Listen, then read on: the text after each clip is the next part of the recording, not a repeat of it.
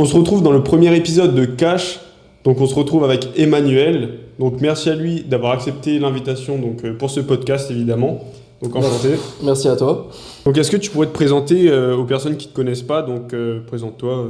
Alors, je suis Emmanuel Taoshi et je suis le fondateur de l'agence Digital OI. Et depuis combien de temps toi tu fais cette activité dans l'agence? L'agence a été ouverte en 2022, mais l'activité depuis 2019 environ. Donc je me suis mis à mon compte en 2018. J'ai essayé pas mal de choses, le dropshipping, les cryptos, la bourse. Donc c'est vrai, ça m'a pas forcément très réussi dans ce côté-là. J'avais fait un service de livraison également, qui a fonctionné pendant 1 an, puis on a fermé, et c'est après en 2019 du coup qu'on a commencé l'activité et passé en société après en 2022 suite au Covid et à la demande dans le digital. Ok, intéressant en tout cas. Et dis-moi un petit peu qui t'a motivé ou qu'est-ce qui t'a motivé à te lancer dans l'entrepreneuriat en soi et dans ce projet-là de Digital OI? Alors, qu'est-ce qui m'a motivé? Je pense que c'est vraiment le côté, bon, c'est très cliché certes, mais c'est un peu ça, c'est l'indépendance financière. Donc bon, déjà de plus dépendre de nos parents, ça c'est une chose, mais il y avait aussi au-delà de ça ce côté de voyage, de contact humain avec les autres. Et c'est vrai que dans le domaine du digital, je pouvais compléter pas mal de cases, notamment dans le côté digital nomade. Bon, on dit nomade, mais bon, c'est très cliché puisque les gens vendent ça comme du rêve, un métier très facile, alors que ça demande une vraie régularité, un vrai suivi client. Ouais. Et donc des fois, ça me demande d'être sur le terrain également. Mais voilà, mais c'est vraiment l'aspect là qui m'intéressait, c'est de pouvoir me dire, ok, si je pars en voyage demain et que je dois faire quelque chose en urgence ou quelque chose pour mon travail, c'est que je peux le faire avec un ordinateur, une connexion Wi-Fi. Mais mon objectif avant tout, c'était de construire une équipe en interne sur l'île. Ok. Et dis-moi un petit peu, est-ce que là tu pourrais te donner quelques noms de tes projets que tu as pu avoir auparavant? Alors, j'avais lancé, on va dire, bon, je parle pas des sites de dropshipping, puisque ça c'était vraiment, on en a essayé plein, enfin j'en ai essayé plein. Un des projets qui avait un peu plus le jour comparé aux autres, c'était la société Commandali. Donc ceux qui sont sur les avirons ou les temps salés ont dû entendre parler. En fait, c'est un service comme Uber Eats et Please. Sauf que comme ils n'étaient pas présents dans ces endroits-là, dans ces villes, on s'est dit avec un ami, pourquoi pas, allez, let's go. On ramenait les repas au lycée, on allait récupérer directement chez BK, soit à Saint-Louis, les pizzerias de l'étang salé. Et donc ça a fonctionné, on va dire, pendant 1 an à peu près. Et après, au final, on s'est rendu compte, bon, c'est pas ce qu'on aime faire, et surtout que ça faisait pas mal de frais pour la voiture. Ouais, c'est Donc sûr. voilà, donc ça. Et après, juste après, c'est vraiment l'agence sur laquelle on a ouvert juste après et qui s'est développée. Donc on a changé de nom entre temps, mais qui s'est développée et qui se développe toujours jusqu'ici. Ok, très bien. Bon, attends, là on coupe parce que j'ai oublié les questions, j'essaie de regarder en vrai, le en même podcast temps. c'est belle parce que c'est comme si on cause entre Ouais, potes, c'est ça. trop bien. Mais de base c'est ça, mais bon. Alors, faut que je retienne les questions. Donc dis-moi un petit peu comment tu as eu ces opportunités-là, comment finalement, est-ce que tu as eu une opportunité spéciale devant toi ou vraiment aléatoirement tu t'es lancé et puis tu t'es dit peut-être je vais avoir des résultats ou pas? Un peu des deux, c'est-à-dire que au niveau du service digital, j'avais eu une opportunité, bon, un peu comme tout le monde, nos premiers clients c'était la famille forcément. Donc C'est j'ai sûr. commencé par un site internet par mon père, puis par un ami de mon père. Et donc c'est là que je me suis fait mes premiers euros et je me suis dit, tiens, enfin voilà, waouh, c'est incroyable. Bon, maintenant quand j'y repense, C'est ça. je me dis, bon, ok, c'est assez simple, mais quand on commence, waouh, c'est vrai que ça fait quelque chose. Donc c'est à partir de là que je me suis dit, ok, bon, pourquoi pas, mais je stagnais encore. Et une fois, on était chez des amis et je reçois une pub, création de site internet, etc. Et c'est là, c'est vraiment ce jour-là qui m'a fait le déclic. Et je me dis, ok, si lui lance une pub, pourquoi je le fais pas? Depuis, j'ai fait, et c'est à partir de là qu'on a continué. Je fais beaucoup d'erreurs, mais voilà. Donc au début, c'était vraiment une opportunité de m'entraîner avec mon père et son ami. Et quand on a vu qu'on avait des retours, je me suis dit, allez, let's go. Je continue à me former quand même et je vais de l'avant. Ok, mais tu t'es formé comment en soi dans tout ça? Alors, je me suis formé comment? J'ai acheté pas mal de formations en ligne avec d'autres mentors. Et bon, après, certes, il y avait des vidéos YouTube comme tout le monde, mais on va dire que j'ai énormément appris dans les formations, donc j'ai investi dans des formations quand même pour pouvoir me lancer. Je pense que sans ça, je ne serais pas là aujourd'hui. Ok, c'est intéressant en tout cas de savoir ça, parce que très peu de gens savent investir en eux finalement. Donc c'est intéressant que tu puisses dire que tu as investi pour apprendre et c'est actuellement là, on est là juste ici. Et, dis-moi un petit peu quelle personne est le plus connu en soi dans tes clients? Enfin, quel groupe, Alors, qui est acté, on a deux noms qui reviennent. Alors, on a travaillé à l'époque avec Caporal, donc je pense Ouais. que tout le monde connaît. On travaille actuellement avec le centre commercial de Casabona. Et un des derniers gros clients qu'on a signé, c'est Pomme de Pain, donc la Ok, franchise ouais. Pomme de Pain Réunion, Ok. qui est partout sur l'île. Ouais, c'est incroyable dans tous les cas. Putain, mais c'est super propre déjà de faire ce chiffre-là. Donc en ayant investi en toi, en tes connaissances finalement. Et franchement, c'est ce qu'il faut. Bah, Et puis, c'est vrai, quand tu regardes le rapport, enfin, la formation va peut-être coûter entre 600 et 1000 euros. mm, Et au final, derrière, je me retrouve avec une bonne indépendance, enfin, une bonne. ouais, c'est ça. C'est encore très petit, hein, on est loin de nos chiffres, mais je suis là aussi pour montrer que non, les gars, c'est pas aussi facile qu'on le pense. On va pas faire 100, 200, 300, 500 cas dès la première année, c'est C'est mytho. impossible. Je dis pas que c'est pas possible, c'est possible, mais énormément de personnes vont essayer, il y en a Ouais. très peu qui vont réussir. Donc voilà, les chiffres là sont là, nous on est satisfait et on grimpe au fur et à mesure. Donc on préfère ça à la limite et faire les choses bien plutôt que d'aller trop loin Trop vite, surtout. et être trop vite et être submergé Ok, par ouais. les événements. Ok, bah c'est intéressant de savoir ça en tout cas. Donc dis-moi un petit peu comment en fait tu construis un réseau finalement, parce que là tu as eu une opportunité donc, de travailler avec Pomme de Pain. Et dis-nous un petit peu tout ça. Alors le réseau pour moi c'est une des choses, un des éléments les plus importants, mais vraiment dans tout, que ce soit dans le travail, que ce soit dans la vie perso, que ce soit vraiment dans tous les domaines. Pourquoi? Parce que le réseau, au-delà du réseau, des réseaux sociaux je parle, hein, où il y a énormément de suivi et d'espionnage, enfin voilà, soi-disant qu'on soutient quelqu'un et c'est faux. Le vrai réseau, c'est une personne, je sais que si demain je l'appelle, j'ai besoin d'aide, il va me répondre, il va me sortir de la galère. Comment on construit un réseau? Il faut aller, il faut oser, il faut être sur le terrain, il faut aller voir du monde, il faut aller discuter, même si on est timide, même si on n'ose pas faire les choses, il faut le faire. Et là où j'ai énormément de chance, c'est que dans mon métier, on est une agence B2B, donc on travaille avec des professionnels, donc on est tous les jours en contact avec des entreprises, donc des entreprises qui sont en contact avec d'autres entreprises. C'est comme ça qu'un réseau se forme très rapidement. Ouais, ok, parce que ouais, c'est vraiment quelque chose d'incroyable d'avoir la chance aussi de travailler en B2B, parce que aussi c'est compliqué de travailler avec des personnes quand, par exemple, t'es jeune surtout. En fait, tu te fais voir comme si t'étais incompétent finalement pour les personnes qui font ça depuis au moins 5 10 ans, tu vois, enfin, qui sont assez âgées. Et ouais, qu'est-ce que toi tu dirais par exemple à quelqu'un qui a peur par exemple d'aller parler aux gens? Il faut se dire que la personne en face de toi est humain. Vraiment, il faut que tu imagines la personne de toi faisant des tâches quotidiennes. Ça peut être ton ami, ça peut être ton pote.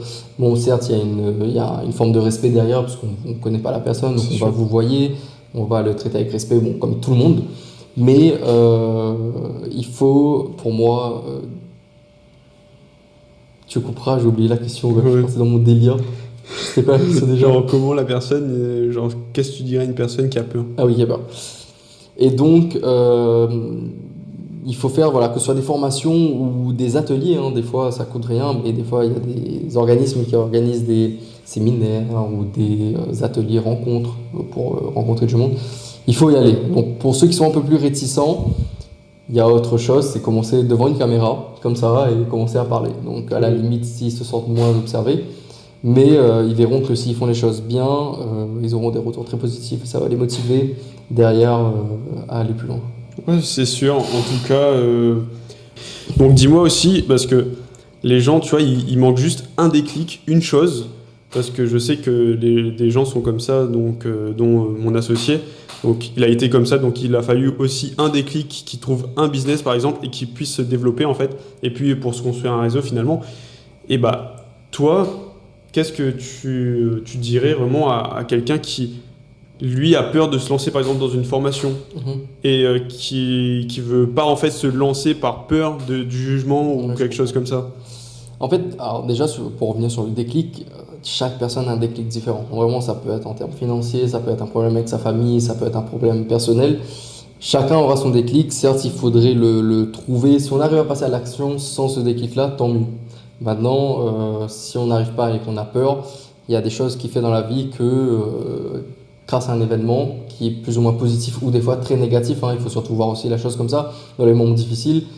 Ce que je veux dire, c'est encore cliché, c'est vrai, mais c'est la réalité. C'est dans les moments difficiles qu'on est dos au mur et qu'on se dit, ok, là, t'as pas le choix. C'est ça, t'es t'as pas obligé. le choix. Voilà. T'es obligé. Donc, du coup, tu vas te débrouiller pour trouver ces éléments.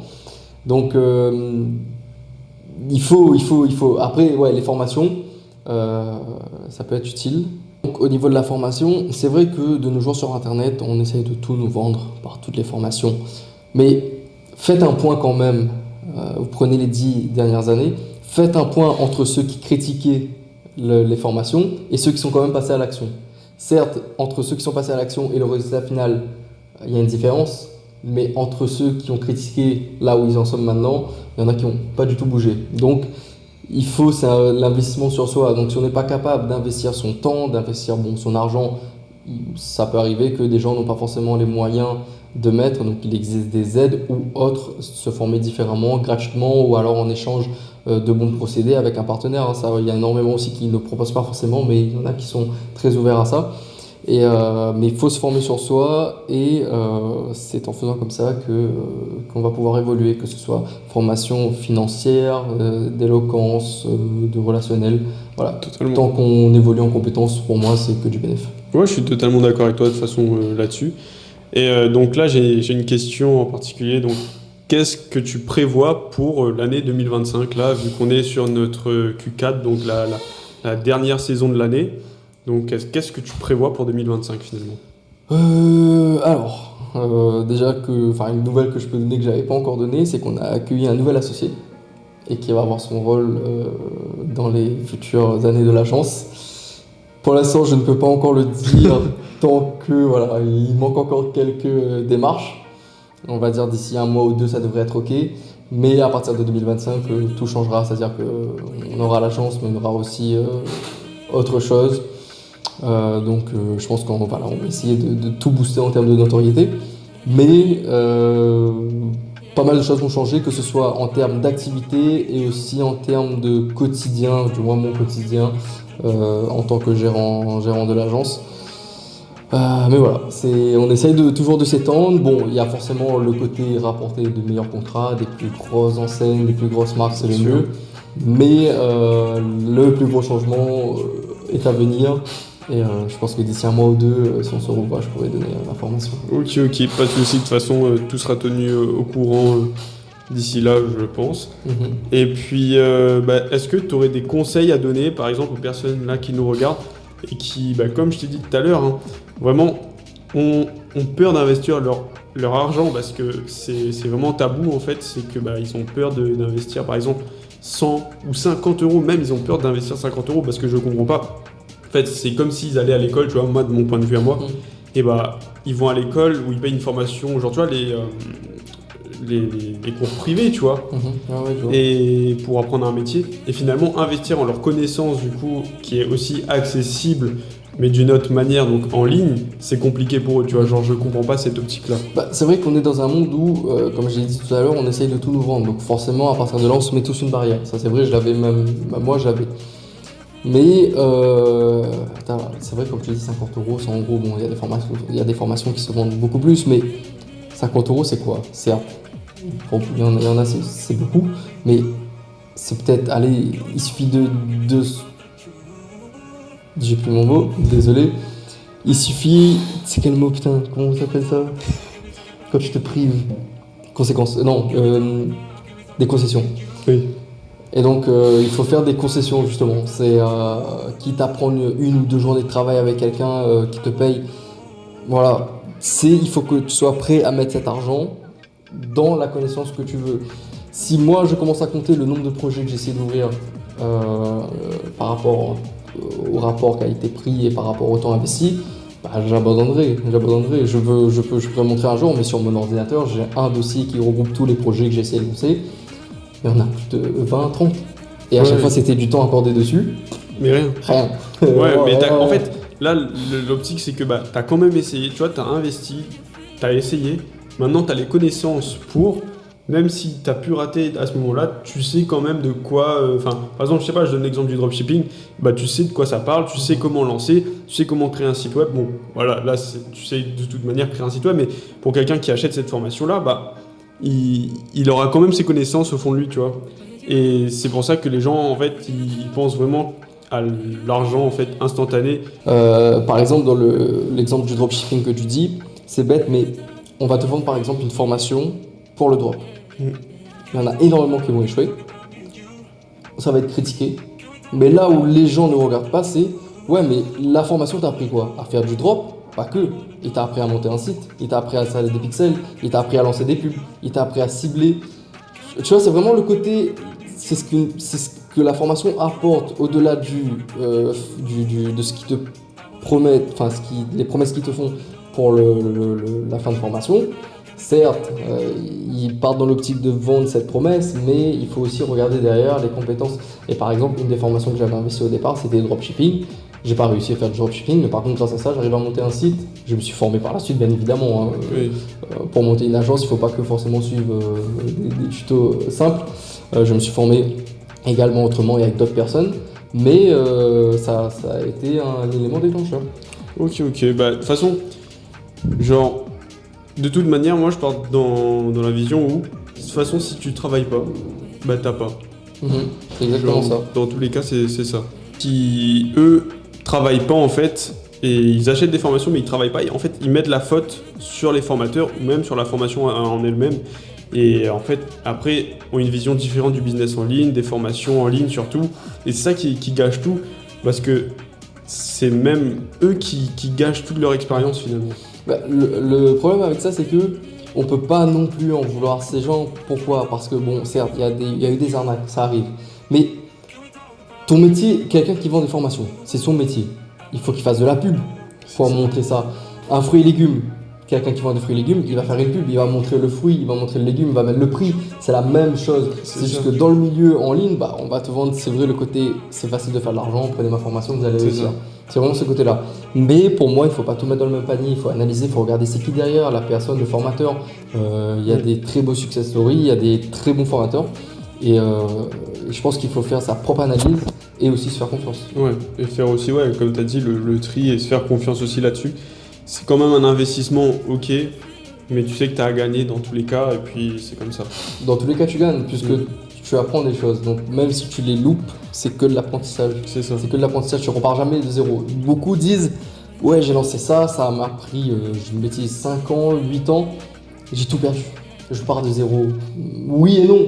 Certes, tu repars sans cette entreprise ou ce projet, mais tu as appris masse de choses qui C'est te permettent de plus mettre. En fait, faire, t'en avances sur tout le monde en fait qui C'est n'ont ça. pas investi eux.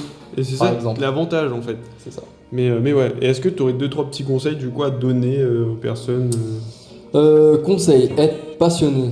Sérieux, Ouais. c'est bête, hein, mais en vrai, je kiffe tellement mon métier que quand je me lève le matin, j'arrive là, je me dis, ouais, je viens retrouver mon équipe, je viens pas bosser. Enfin, j'aime tellement ce que je fais que j'ai pas l'impression de travailler. Et en fait, le mieux, c'est de faire quelque chose que vous aimez. Mais par contre, dans la chose que vous aimez, il y aura forcément des actions à faire que vous n'aimez pas. Et là, malheureusement, on est obligé de le faire. C'est sûr. Faites des concessions, ouais, il y a des choses, des fois, c'est relou, c'est chronophage. Bon, avec l'intelligence artificielle, Ça change. ça peut changer. Mais vraiment faire quelque chose de passionné. Et ensuite, une fois qu'on fait quelque chose de passionné, il y aura toujours moyen de le monétiser. Je dis pas que c'est le but premier, hein, je vois sinon tout le monde direct va Ah dire ouais. ouais, voilà, on cherche de l'argent. Non, c'est souvent il y a des gens qui font des choses par passion et se rendent compte qu'ils gagnent de l'argent alors que de base le but c'était C'est pas ça. ça, tu vois. Donc vraiment ça. Sinon, si vous êtes prêt à faire des sacrifices et vraiment à faire du travail que vous aimez pas, renseignez-vous, enfin formez-vous. Mais là par contre, est-ce que vous allez durer dans le temps? Je sais pas. Ça peut être faire office de tremplin. Je prends l'exemple de Commandali. J'ai fait au début, j'aimais, puis j'aimais plus, mais ça m'a fait office de tremplin. C'est-à-dire grâce à ça, j'ai appris énormément de choses. J'ai appris le contact avec les entreprises, j'ai appris le contact avec les clients. Donc c'est office de Voilà, tremplin. bah, du coup, j'ai appris la monnaie, enfin l'échange, il me paye, je rends l'abonné, c'est des trucs qu'on voit aussi à l'école. Mais il faut faire son propre expérience et je J'ai oublié ta question de base, putain. À chaque fois, C'était ça, des conseils en soi. Ah oui. Et il faut faire sa propre expérience, il faut se foirer. Vraiment, désolé, ça peut casser l'idée à plein de gens, mais plus vite vous faites vos premières erreurs, plus vite vous allez rebondir et aller Mais au-delà. c'est ça. On apprend toujours de ses erreurs de toute manière. Donc Totalement. on évolue. Totalement. On reste pas le même à chaque fois. Et ouais, bah c'est en soi comme moi parce que j'avais commencé par le MLM. Mhm. Et après, en fait, je savais que ça me plaisait plus. J'ai retourné ça, j'ai fait une marque de vêtements, rien à voir avec. Ok. Et en fait, j'ai appris de mes erreurs. Pareil, là, j'ai lancé un nouveau business, donc j'ai mon agence aussi à côté. Et là, bah, avec ça, j'ai pu. En fait, je me suis formé, j'ai investi dans une formation en MLM, mais en fait, ça me sert maintenant, actuellement, dans l'agence. Tu vois. Donc, comme quoi, ça sert en fait d'investir dans ses connaissances finalement. Dans tous les cas, tu apprends. Donc Bah, c'est ça. Que ça te sert maintenant ou plus tard, C'est ça ça, te dans servira. tous les cas, tu as les connaissances et puis voilà. Exactement.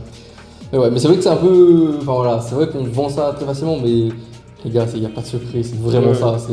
C'est Dans sûr. ce cas-là, passez pas. Si vous aimez pas les formations en ligne, il y a aussi des formations physiques, mais dans tous les cas, c'est des formations. Il faut s'investir, que ce soit de son temps, son argent, il faut investir sur soi. C'est ça. Et vraiment, c'est super important dans tous les cas. Et puis, je pense qu'on a fait le tour aussi des questions. Je pense. Et franchement, bah, merci pour cette interview podcast entre guillemets. Merci à toi. Et pour le premier épisode en plus. Donc c'est un plaisir. C'est un honneur de faire le premier épisode et j'espère qu'il y en aura plein d'autres. Il y en aura évidemment, donc c'est prévu. Tout ça, ça se met en place évidemment. Donc là, on est au premier, il y a des défauts, etc. C'est normal. Donc de toute façon, ça va s'améliorer au fil du temps. Il y aura un deuxième interview avec Emmanuel, dans le futur évidemment. Avec grand plaisir. Et puis on verra ça. Et bah écoute, en tout cas, bah, on est sur une fin de vidéo. Puis voilà.